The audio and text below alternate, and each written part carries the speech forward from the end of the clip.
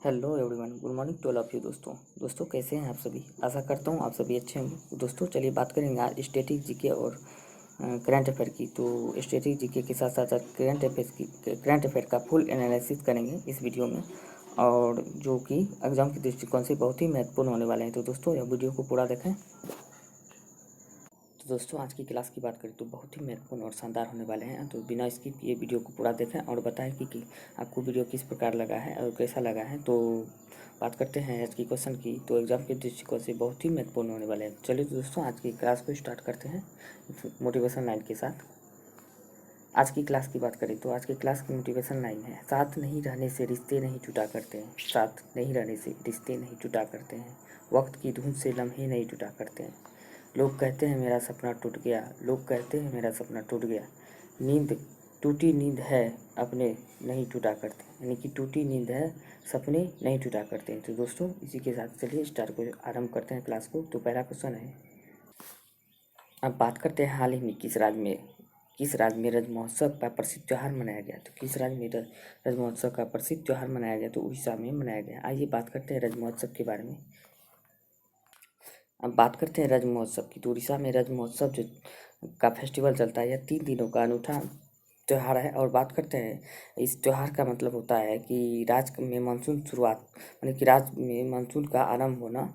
और बात इसमें जो होता है पृथ्वी की निरत्व का जश्न मनाया जाता है, यानी कि राज्य में मानसून के आगमन पर मनाया जाता है और पृथ्वी के निरत्व की का जश्न भी मनाया जाता है। और ऐसा माना जाता है कि इस दौरान धरती माता या भूदेवी को मासिक धर्म आता है, यानी कि इस दौरान धरती माता और भूदेवी को मासिक धर्म आता है, जिसमें कि चौथा दिन शुद्धिकरण स्नान का दिन होता है। यानी कि इस पर्व की बात करें तो चौथा दिन शुद्धिकरण और स्नान का दिन होता है। यदि 3 दिनों तक, यानी कि इस पर्व में 3 दिनों तक महिलाएं काम नहीं करती है, तो बिना काम किए गई या 3 दिन में कोई काम नहीं करती है इस पर्व के दौरान। और बात करते हैं वहीं उड़ीसा के और भी महत्व फेस्टिवल के बारे में।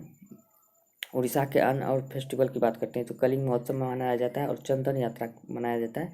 कोणार्क नृत्य भी उड़ीसा में मनाया जाता है। और वहीं बात करते हैं माघ सप्तमी की, तो यह उड़ीसा में ही मनाया जाता है। छऊ उत्सव की बात करते हैं तो उड़ीसा में मनाया जाता है। और छत्तर यात्रा की बात करें तो उड़ीसा में ही मनाया जाता है। और बात करते हैं एक क्वेश्चन है दोस्तों आप लोगों से कि कोणार्क के चिन्ह की बात करें तो यह किस रुपये के नोट पर छपा हुआ है कोणार्क का चित्र। तो ये वीडियो की कमेंट में जरूर बताएं। चलिए तो बात करते हैं नेक्स्ट क्वेश्चन, यानी कि और इसी के बारे में उड़ीसा के मुख्यमंत्री की बात करते हैं वर्तमान में नवीन पटनायक है, और राज्यपाल की बात करते हैं गणेशी लाल है। और वहीं उड़ीसा की और बात करें तो उड़ीसा के बारे में बात करते हैं, यहाँ पे राष्ट्रीय चावल अनुसंधान उड़ीसा में ही है। और अंतर्राष्ट्रीय चावल अनुसंधान की बात करें तो यह फिलीपींस मनीला में स्थित है। और उड़ीसा की और बात करते हैं जो बारे में, इसके बारे में अब बात करते हैं इस पर्व के दौरान जो महिलाएं इस प्रकार मौज किया करते हैं। तो बात करते हैं आइए और भी। एक पार्टी में लड़की से हंस हंस कर, एक पार्टी में मॉडर्न लड़की हंस हंस कर बातें कर रहे हैं पति के पास, यानी कि एक लड़की से लड़की जो है हंस हंस कर उसके एक महिला के पति से बातें कर रहे हैं हंस हंस कर। और पत्नी आई और बोली चलिए घर चलकर मैं आपकी चोट पर मरहम लगा दूं। तो पति बोला मुझे चोट कहाँ लगी है। पत्नी बोला अभी हम घर भी कहाँ पहुँचे हैं। तो चलिए दोस्तों और आगे क्वेश्चन की ओर बढ़ते हैं। अब है हाल ही में किस बैंक ने दी भारत बिल भुगतान प्रणाली के माध्यम से प्रीपेड मोबाइल रिचार्ज की अनुमति, यानी कि किस बैंक के द्वारा भारत में बिल भुगतान प्रणाली के माध्यम से प्रीपेड मोबाइल रिचार्ज की अनुमति दे दी है, किस बैंक के द्वारा दिया गया है। तो बात करते हैं आरबीआई के द्वारा दिया गया है। और आरबीआई की बात करते हैं 1 अप्रैल का इसका स्थापना हुआ था। और बात करते हैं वहीं तो इसके बारे में और भी बिल भुगतान प्रणाली के बारे में तो आरबीआई को बैंकों का बैंक कहा जाता है। और जो भी नियम कानून होते हैं सभी बैंकों के लिए आरबीआई के द्वारा ही बनाए जाते हैं। और सभी बैंक आरबीआई के अंदर ही काम करते हैं। वहीं बात करते हैं आरबीआई के अनुसार भारत बिल भुगतान प्रणाली का दायरा इस साल 31 अगस्त तक बिल श्रेणी के रूप में मोबाइल प्रीपेड रिचार्ज को जोड़कर बढ़ाया जाएगा, यानी कि बिल इस BBPS की बात करें तो इसका फुल फॉर्म की यानी कि बात करें तो भारत बिल भुगतान प्रणाली होता है। तो इसे बढ़ाकर 31 अगस्त तक कर दिया गया है। और वहीं बात करते हैं BBPS भारतीय राष्ट्रीय भुगतान निगम सूचित संचालित आवर्ती बिल भुगतान के लिए एक इंटरऑपरेबल प्लेटफॉर्म है, यानी कि ये एक प्लेटफॉर्म को लॉन्च किया गया आरबीआई के द्वारा, जो मोबाइल बिल भुगतान प्रणाली के लिए सुविधा हो सके। और वहीं बात करते हैं भारतीय राष्ट्रीय भुगतान निगम के एमडी और सीईओ की बात करते हैं। अभी वर्तमान में दिलीप असबे हैं। वहीं बात करते हैं भारतीय राष्ट्रीय भुगतान निगम के मुख्यालय की, तो ये मुंबई में इसका मुख्यालय है। वहीं बात करते हैं और भी, तो भारतीय राष्ट्रीय भुगतान निगम की स्थापना की बात करते हैं तो 2008 में इसका स्थापना हुआ था। और वहीं बात करते हैं नेक्स्ट क्वेश्चन की। अब बात करते हैं नाटो नेताओं ने किस देश को वैश्विक सुरक्षा चुनौतियों को घोषित किया है, यानी कि वैश्विक सुरक्षा चुनौतियों को घोषित किया है किस देश को, तो यह बात करते हैं चीन को घोषित किया है। ये धोखेबाज है और सभी देश बीच बीच में कुछ ना कुछ करते रहता है, और यह जो है पूरे विश्व के लिए एक खतरा बन गया है। और सुरक्षा का चुनौतियों का सामना की देन जो है ये चीन की देन है, जो पूरे विश्व के लिए यह सुरक्षा की चुनौतियाँ बनी हुई है। और ये बात करते हैं इसके बारे में। अब बात करते हैं कि धोखेबाज के लिए नाटो नेताओं ने घोषणा की कि चीन लगातार सुरक्षा नीतियों को पेश कर रहा है और वैश्विक व्यवस्था को कमज़ोर करने के लिए काम कर रहा है। अब यह जो है सारी वैश्विक व्यवस्था को कमज़ोर करने के लिए काम कर रहा है और अपना तो मौज कर रहा है, सारी व्यवस्था को, अर्थव्यवस्था यानी कि ऐसी तैसी कर दिया है कोरोना के कारण, और अपना व्यवस्था तो खुद मजबूत करके मौज ले रहे हैं ये तो। और चीन की बात करते हैं, चीन व्यापार और सैन्य और मानवाधिकार प्रथाओं के खिलाफ अधिक एकीकृत आवाज़ के साथ सहयोगों को बोलने के लिए अमेरिकी राष्ट्रपति जो बाइडेन के प्रयासों के अनुरूप एक संदेश है। यानी कि जो भी जितने भी देश हैं इसके अनुरूप एक मतलब कि संगठित होकर इसके खिलाफ आवाज़ उठाने के लिए बोल रहे हैं अमेरिकी राष्ट्रपति जो बाइडेन। अभी बात करते हैं अमेरिका के राष्ट्रपति, तो जो बाइडेन है अमेरिका के 46वें राष्ट्रपति, और अमेरिका के पहले उपराष्ट्रपति की बात करें तो 49वें उपराष्ट्रपति है कमला हैरिस, जो भारतीय मूल की है। तो वहीं बात करते हैं स्थापना की, तो नाटो की स्थापना की थी 4 अप्रैल 1949 में नाटो का स्थापना हुआ था। मुख्यालय की बात करते हैं ब्रुसेल्स में, बेल्जियम ब्रुसेल्स में इसका मुख्यालय है। और वहीं सदस्य की बात करें तो 30 सदस्य के वर्तमान में है। और आधिकारिक भाषा की बात करते हैं अंग्रेजी और फ्रांसीसी इनकी आधिकारिक भाषा है। और बात करते हैं डेनमार्क के वर्तमान में इसके जो महासचिव है, तो डेनमार्क के प्रधानमंत्री है एंडरसन फो रासमुसेन इसके अभी वर्तमान में महासचिव है। वहीं बात करते हैं नाटो की, तो नाटो की फुल फॉर्म होता है नॉर्थ अटलांटिक ट्रीटी ऑर्गेनाइजेशन। चलिए बात करते हैं अब नेक्स्ट क्वेश्चन की। अब बात करते हैं हाल ही में किस सोशल साइट ने लॉन्च की report it dot share it पहल। तो यह पहल जो बात करते हैं तो किसके द्वारा लॉन्च किया गया, किस सोशल साइट के द्वारा, तो ये बात करते हैं it dot share it report की पहल जो है यह फेसबुक के द्वारा लॉन्च किया गया।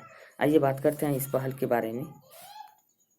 अब बात करते हैं सोशल मीडिया की दिग्गज कंपनी फेसबुक ने एक नई पहल report it dot share it को शुरू की है। और यह शुरू करने का उद्देश्य है लोगों को अपने प्लेटफॉर्म पर बाल दुर्व्यवहार सामग्री की रिपोर्ट करने और इसे साझा नहीं करने के लिए उत्साहित करती है, यानी कि इसको रिपोर्ट करने और साझा नहीं करने के लिए उत्साहित करते हैं, इसका यही उद्देश्य है। और बात करते हैं dot it share Aarambh India initiative cyber peace foundation और अर्पण जैसे नागरिक समाज संगठनों के सहयोग से किए गए हैं। और वहीं बात करते हैं फेसबुक के मुख्य कार्यकारी अधिकारी की बात करते हैं तो मार्क जुकरबर्ग है। और इसकी मुख्यालय की बात करते हैं कैलिफोर्निया अमेरिका में इसका मुख्यालय है फेसबुक का। वहीं बात करते हैं कि इसकी स्थापना 2004 में इसका किया गया था। वहीं व्हाट्सअप की बात करें तो व्हाट्सअप की स्थापना 2009 में किया गया था। और इसका अधिग्रहण की बात करते हैं 2014 में फेसबुक के द्वारा इसका अधिग्रहण किया गया है। अब बात करते हैं वहीं नेक्स्ट क्वेश्चन यानी 5वें क्वेश्चन की। हाल ही में केंद्रीय मंत्री ने वैश्विक योग सम्मेलन 2021 को संबोधित किया है, तो यह किस केंद्रीय मंत्री के द्वारा वैश्विक योग 2021 को संबोधित किया गया है, तो बात करते हैं डॉक्टर हर्षवर्धन ने इसका संबोधन किया है। आइए बात करते हैं इसके बारे में डिटेल से। अब बात करते हैं केंद्रीय स्वास्थ्य और परिवार कल्याण मंत्री यानी कि बात करते हैं इसके डॉक्टर हर्षवर्धन के बारे में, तो अभी केंद्रीय स्वास्थ्य परिवार कल्याण मंत्रालय, पृथ्वी मंत्रालय और विज्ञान मंत्रालय भी इन्हीं के पास हैं। अगर क्वेश्चन पूछ ले स्वास्थ्य की पृथ्वी की मंत्रालय और विज्ञान मंत्री अभी कौन है, तो पृथ्वी और विज्ञान मंत्री की बात करते हैं डॉक्टर हर्षवर्धन ही हैं। और यही है केंद्रीय स्वास्थ्य और परिवार कल्याण मंत्रालय के भी मंत्री यही हैं। और बात करते हैं वैश्विक योग यानी कि इन्होंने जो हर्षवर्धन के द्वारा वैश्विक योग सम्मेलन 2021 के उद्घाटन समारोह को संबोधित यानी कि किया है। और बात करते हैं यह कार्यक्रम जो है यानी कि योग कार्यक्रम की बात करते हैं 7वें अंतर्राष्ट्रीय योग के शुभ अवसर पर जो 21 जून को होने वाला है 7वीं योग कार्यक्रम, तो वह जो है इन्हीं के द्वारा किया गया। और बात करते हैं मोक्षायतन योग संस्था द्वारा आयुष मंत्रालय, भारत सरकार, भारतीय सांस्कृतिक संबंध परिषद के साथ मिलकर आयोजित किया गया था। और वहीं बात करते हैं पहले योग दिवस की, तो पहले योग दिवस सर्वप्रथम जो 2015 में मनाया गया था। और वहीं बात करते हैं अब की बार जो होने वाला है दुनिया का 7वां यानी कि 7वां योग दिवस जो होने वाला है। और वहीं बात करते हैं तो अब बात करते हैं इसको 11 दिसंबर 2014 को संयुक्त राष्ट्र महासभा ने 21 जून को अंतर्राष्ट्रीय योग दिवस या वैश्विक योग दिवस के रूप में मनाए जाने की मान्यता दी थी। यानी कि इसको मान्यता जो दी गई थी 11 दिसंबर 2014 में जो इसकी मान्यता दी गई थी योग दिवस, अंतर्राष्ट्रीय योग दिवस मनाने का, तो पहली बार इसको मान्यता दी गई थी। और वहीं बात करते हैं इसकी घोषणा की, यानी कि अभी 1 साल के बाद यानी कि इसको घोषणा किया गया था 2015 में इसे मनाने का। और उसी दिन से यह योग दिवस जारी है, जो अब की बार जो मनाया जाएगा 21 जून को, तो यह 7वीं अंतर्राष्ट्रीय योग दिवस होगा। और वहीं बात करते हैं G20 यानी कि G7 की 47वां शिखर सम्मेलन की बात करें तो यूके के कॉर्नविल में आयोजित होंगे। तो G7 की बात करें तो 47वां ये है, अब की बार 47वां शिखर सम्मेलन, तो यह यानी कि इंग्लैंड के कॉर्नविल में आयोजित होने वाला है। अब बात करते हैं हाल ही में कौन WHO के तकनीकी सलाहकार समूह के मानद सदस्य बने हैं। तो WHO के तकनीकी सलाहकार के मानद सदस्य की बात करें तो यह मुकेश शर्मा बने हैं। आइए बात करते हैं इससे विस्तार से इसके बारे में। अब वही बात करते हैं IIT कानपुर की फैकल्टी, यानी कि ये जो है मुकेश शर्मा IIT कानपुर के फैकल्टी है को है जो जिसको विश्व स्वास्थ्य संगठन के वैश्विक वायु प्रदूषण स्वास्थ्य तकनीकी सलाहकार समूह के मानद सदस्य के रूप में नियुक्त किया गया है। और बात करते हैं इसकी नियुक्ति कैसे किया जाता है और कौन करता है। तो बात करते हैं तकनीकी सलाहकार समूह के सदस्यों की दुनिया भर में यह चुने जाते हैं, यानी कि दुनिया भर में इसको चुने जाते हैं इसके लिए। और वहीं बात करते हैं जो चुन कर आते हैं, इसकी नियुक्ति की बात करते हैं WHO के महानिदेशक द्वारा इसे नियुक्त किया जाता है। और वहीं बात करते हैं IIT कानपुर में सिविल इंजीनियर विभाग से जुड़े और वायु गुणवत्ता विशेषज्ञ शर्मा को नीतिगत जुड़ाव के साथ कठोर शोध के लिए इसे चुना गया है। अब वहीं बात करते हैं WHO के मुख्यालय की, तो जेनेवा स्विट्जरलैंड में है। वहीं बात करते हैं कि आज जो है इसकी स्थापना की WHO की स्थापना 7 अप्रैल 1948 में किया गया था। WHO की बात करें तो फुल फॉर्म की, तो WHO की फुल फॉर्म होता है वर्ल्ड हेल्थ ऑर्गेनाइजेशन, इसका फुल फॉर्म होता है। अगर पूछे कि स्वास्थ्य दिवस कब मनाया जाता है, स्वास्थ्य दिवस की बात करें तो 7 अप्रैल को मनाया जाता है, क्योंकि इसी दिन इसका स्थापना किया गया था WHO का।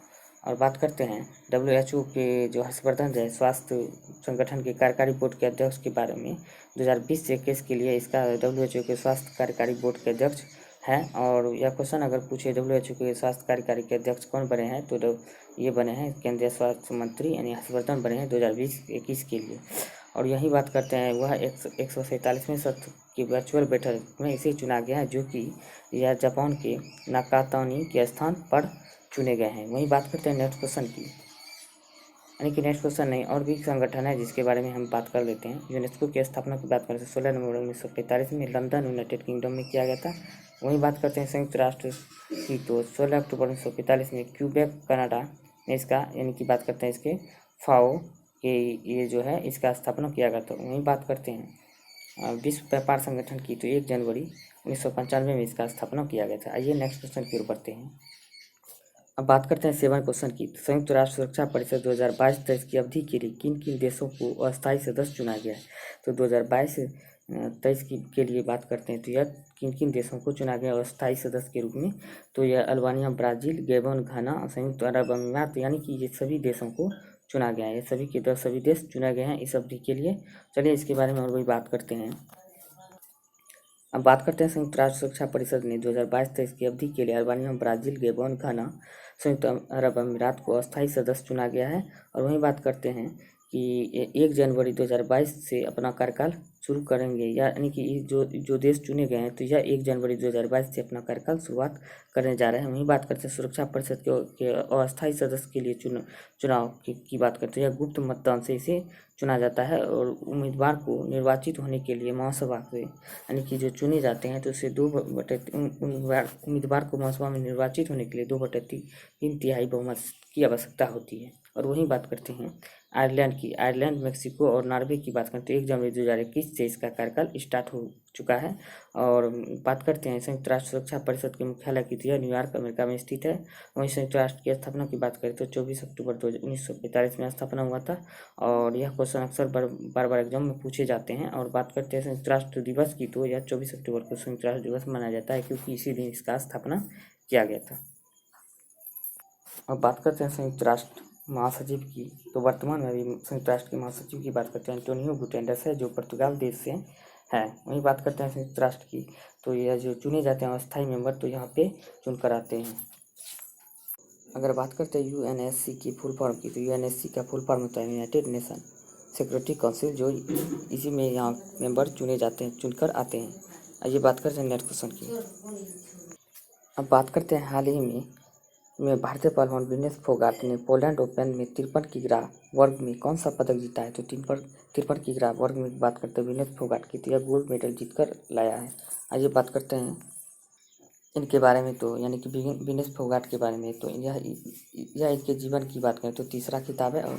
और वही बात करें इससे पहले इन्होंने मोटेआओ पॉलीगॉन इवेंट मार्च में एशियन चैंपियन अप्रैल में स्वर्ण पदक जीता है। उन्होंने फाइनल में यूक्रेन की क्रिस्टिना रेबेजा को हराया है। क्रिस्टिना रेबेजा ने पोलैंड ओपन में रजत पदक जीता था। और वहीं बात करते हैं और भी इसके बारे में, तो खिलाड़ी के बारे में, भारत के खिलाड़ी के बारे में, जो भी आने वाले एग्जाम के लिए बहुत ही महत्वपूर्ण है। यह अक्सर एग्जाम में पूछे जा सकते हैं, जो उसके लिए बहुत ही महत्वपूर्ण होने वाले हैं। तो बात करते हैं नेत्रा कुंदन, टोक्यो ओलंपिक में क्वालिफाई करने वाली पहली नाविक बनी है।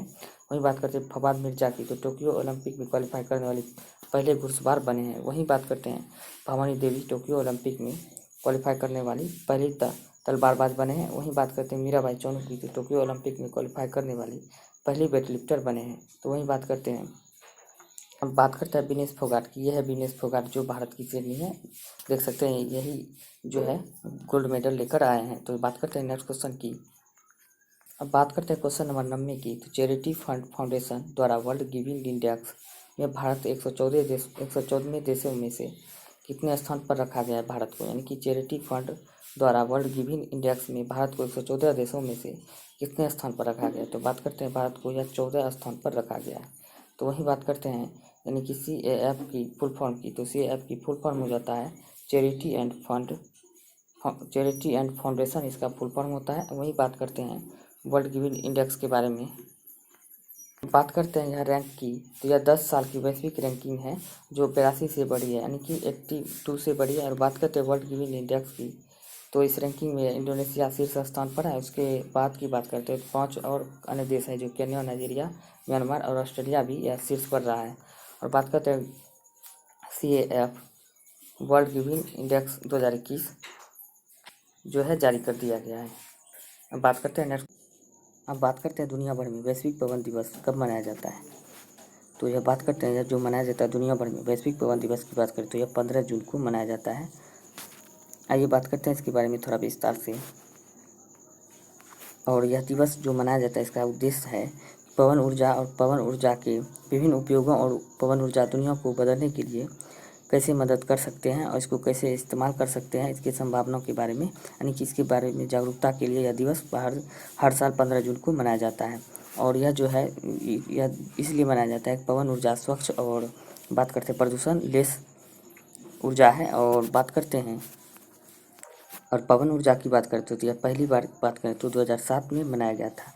और वहीं बात करते हैं 2009 में इसका नाम बदलकर वैश्विक पवन दिवस यानी कि ग्लोबल विंड डे के रूप में कर दिया गया है। और वहीं बात करते हैं वैश्विक पवन दिवस का आयोजन की बात करें तो विंड यूरोप और ग्लोबल विंड एनर्जी के द्वारा किया जाता है। और वहीं बात करते हैं वैश्विक पवन ऊर्जा परिषद की मुख्यालय की बात करें तो यह बेल्जियम ब्रुसेल्स के बेल्जियम में है। और बात करते हैं वैश्विक पवन ऊर्जा परिषद की स्थापना की थी 2005 में किया गया था। वहीं बात करते हैं पवन ऊर्जा उत्पन्न करने के मामले में भारत की बात करें तो यह दुनिया में चौथे स्थान पर है। और वहीं बात करते हैं अगर राज्य में पूछे तो भारत में पहले स्थान की बात करें तो पवन ऊर्जा उत्पादन में तमिलनाडु पहले स्थान पर है। और वहीं बात करते हैं तो अगर विश्व में बात करें तो पहले स्थान पर चीन है और दूसरे की बात करते हैं अमेरिका, तीसरे पर जर्मनी है। और वहीं बात करते हैं जल ऊर्जा उत्पादन की बात करें तो जल ऊर्जा उत्पादन में भारत 7वें स्थान पर है और पहले स्थान की बात करते हैं चीन है। बात करते हैं और भी क्वेश्चन के बारे में। और बात करते हैं सौर ऊर्जा उत्पादन में, तो सौर ऊर्जा उत्पादन में बात करें तो राजस्थान पहले स्थान पर है। और वहीं बात करते हैं सौर ऊर्जा उत्पादन में भारत के स्थान, तो 5वें स्थान पर भारत वर्ल्ड में 5वें स्थान पर है। वो बात करते हैं। और आपके लिए एक और क्वेश्चन है कि दुनिया का एकमात्र कौन सी संस्था है जिसका मुख्यालय, एकमात्र इंटरनेशनल संस्था का मुख्यालय जो भारत में स्थित है, उसका नाम कमेंट बॉक्स में ज़रूर कमेंट करें और बात करें। और ये भी बताएं कि इसका स्थापना कब हुआ था और उसमें कुल कितने मेंबर इसमें अभी वर्तमान में हैं। तो चलिए नेक्स्ट क्वेश्चन की ओर बढ़ते हैं। ये देखिए इसका लोगो है ग्लोबल विंड डे का, तो जो 15 जून को मनाया जाता है, यह इसका लोगो है। और चलिए बात करते हैं और इसके रिवीजन क्लास के बारे में। अब चलिए तो रिवीजन कर लेते हैं। कल जो करंट पढ़ाए गए थे उसके साथ साथ आज रिवीजन कर लेते हैं। International day of family remittance की बात करें तो 16 जून को मनाया जाता है। और वहीं बात करते हैं 2021 में नाटो शिखर सम्मेलन ब्रुसेल्स बेल्जियम में आयोजित होगा, तो आयोजित होने वाले हैं ब्रुसेल्स बेल्जियम में। वहीं बात करते हैं फेडरल बैंक ने ओरेकल CX कार्यान्वयन के लिए इन्फोसिस को सूचीबद्ध किया है। वहीं बात करते हैं IIT रोपड़ ने बनाया भारत का पहला बिजली मुक्त CPAP का उपकरण, जिसका नाम दिया गया है जीवन वायु, इसका नाम दिया गया है। वहीं बात करते हैं कि मई में थोक सूचकांक मुद्रास्फीति की, यानी कि बात करते हैं मई में थोक मुद्रास्फीति दर 12.94% की रिकॉर्ड के साथ बढ़त की गई है। यानी कि मई में थोक मुद्रास्फीति की दर की बात करें तो यह 12.94% की रिकॉर्ड के साथ बढ़त दर्ज की गई है। अब बात करते हैं बायोटेक्नोलॉजी कंपनी माईलैब ने किसको अपना ब्रांड एम्बेसडर नियुक्त किया है, तो यह अक्षय कुमार को अपना ब्रांड एम्बेसडर के रूप में नियुक्त किया है। विश्व बुजुर्ग दुर्व्यवहार जागरूकता दिवस हर साल विश्व स्तर पर कब मनाया जाता है, तो बात करते हैं बुजुर्गों की देखभाल यानी उसको सहारा देने के लिए यह दिवस जो है इसके जागरूकता के लिए 15 जून को मनाया जाता है। अब बात करते हैं बांदीपोरा में बेयान गांव सभी वयस्कों को टीका लगाने वाला भारत का पहला गांव बन गया है। किस राज्य या केंद्र शासित प्रदेश में स्थित है, तो जम्मू कश्मीर में स्थित है। अब बात करते हैं भारतीय एयरटेल के मुख्य परिचालन अधिकारी हाल ही में किसको 2021-22 के लिए उद्योग संघ के अध्यक्ष के रूप में फिर से चुना गया है, तो बात करते हैं इसे अजय पुरी को चुना गया है। हाल ही में किस क्रिकेटर ने जारी की अपनी आत्मकथा बिलीव, तो यह क्रिकेटर है सुरेश रैना के द्वारा यह जारी किया गया, इसी की आत्मकथा है बिलीव। अब बात करते हैं किस राज्य सरकार के द्वारा भारत रत्न और पद्म भूषण पुरस्कारों की तरह ही अपना पुरस्कार लॉन्च करने वाले हैं, जैसे कि भारत रत्न, भारत पद्म विभूषण, पद्म भूषण, पद्मश्री की तरह ही अपने राज्य स्तर पर इसी प्रकार से असम रत्न, असम विभूषण, असम भूषण, असम श्री के पुरस्कार का आयोजन लॉन्च करने वाले हैं, तो असम के द्वारा यह पुरस्कार लॉन्च करेंगे। तो बात करते हैं नेक्स्ट क्वेश्चन की। अब बात करते हैं internet and mobile association of India ने डिजिटल प्रकाशक सामग्री शिकायत परिषद के एक हिस्से के रूप में गठित शिकायत निवारण बोर्ड की अध्यक्षता करने के लिए सुप्रीम कोर्ट के किस पूर्व न्यायाधीश को शामिल किया है, तो बात करते हैं अर्जुन कुमार सिकरी को शामिल किया है।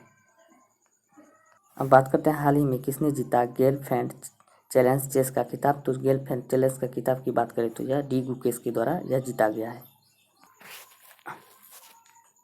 अब बात करते हैं बिनू मक्कड़ और कितने अन्य ICC हॉल ऑफ फेम में चुने गए हैं, तो बिनू मक्कड़ के साथ साथ 9 अन्य भी ICC हॉल ऑफ फेमस में चुने गए हैं। अब बात करते हैं पूर्व भारतीय कप्तान निर्मल मिल्खा सिंह का निधन हो गया है। वह किस खेल के टीम के कप्तान भी रह चुके थे, तो वॉलीबॉल खेल टीम के कप्तान भी रह चुके थे। चलिए बात करते हैं स्टैटिक जीके की, जो महत्वपूर्ण होने वाले हैं एग्जाम के दृष्टिकोण से अति महत्वपूर्ण है। और यह जो क्वेश्चन हैं प्रीवियस ईयर में यानी कि BPSC यादी में और एग्जाम में पूछे गए हैं और आने वाले एग्जाम में भी पूछे जा सकते हैं। तो चलिए बात करते हैं स्टैटिक जीके की। अब बात करते हैं ब्लू फ्लैग परमाणु, यानी भारत में बात करते हैं ब्लू फ्लैग परमाणु जो कुल 8 समुद्र तटों को मिला है। आइए बात करते हैं कौन कौन से हैं, तो शिवराजपुर गुजरात की है और घोघला दमन द्वीप में स्थित है। कासरगोड की बात करें कर्नाटक में स्थित है। पुदुबिद्री तट की बात करें तो यह कर्नाटक में स्थित है। और बात करते हैं कप्पड़ केरल में स्थित है। ऋषिकोंडा की बात करें तो आंध्र प्रदेश में। और गोल्डन बीच की बात करें तो उड़ीसा में।